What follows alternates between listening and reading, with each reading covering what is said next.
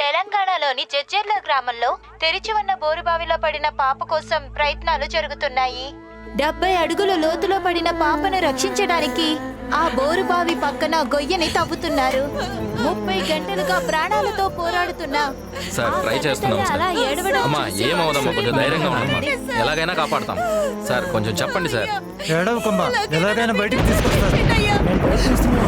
తప్పకుండా కాపాడుతాం. మీ బాబు ఏం కాదు, ప్లీజ్ బాధపడుతుంది. జడ్చర్ల గ్రామంలో నేల బావిలో పడిపోయిన ఒక చిన్నారి ప్రాణాలని రక్షించడానికి ప్రయత్నాలు జరుగుతూ ఉన్నాయి. అక్కడ వర్షం పడే సూచనలు కనిపిస్తున్నాయి. 2 రోజుల వరకు భారీ వర్షాలు పడతాయని వాతావరణ శాఖ తెలిపింది.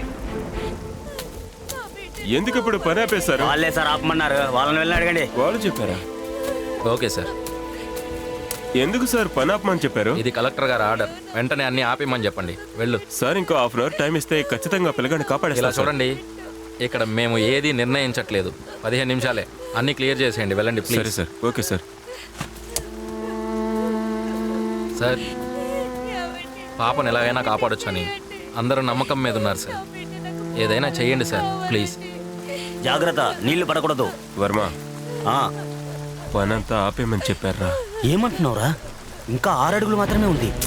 మాట్లాడి చూసాం, పని ఆపేయమని చెప్పారు. రాఘవకి ఏమి అవ్వదమ్మా, దేవుడు కాపాడతాడు. మూర్తి, అయ్యా ఏం చేస్తున్నారయ్యా? ఎందుకు పని ఆపేశారు? మేమేం చేయగలం సార్, వాళ్ళు చెప్పిందే మేము చేస్తున్నాం. నా మనవరాలు ప్రాణాలతోనే ఉందయ్యా, పని ఆపొద్దయ్యా.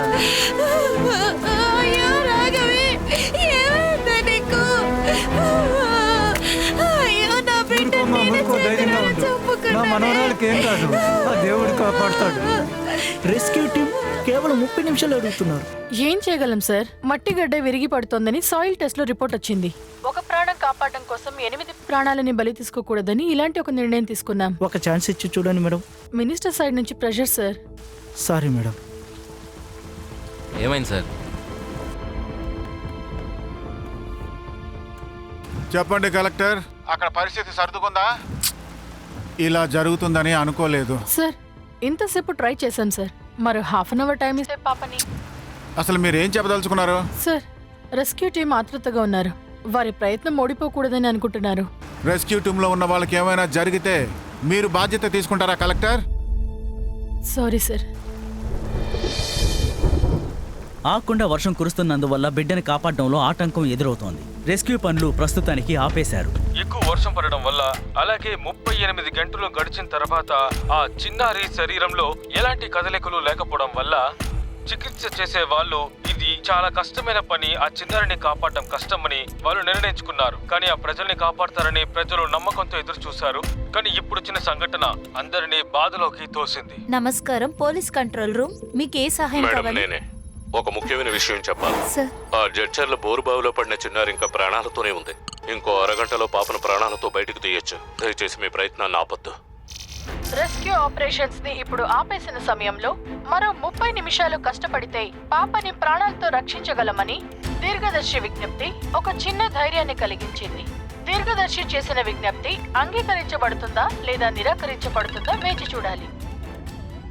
అలాగనమ్మా, దీర్ఘదర్శే చెప్పాడా? మంచి విషయానికి ఎవరు గొంతు విప్పినా మా ప్రభుత్వం అండగా ఉంటుంది. ఖచ్చితంగా తిరిగి ప్రయత్నిద్దాం.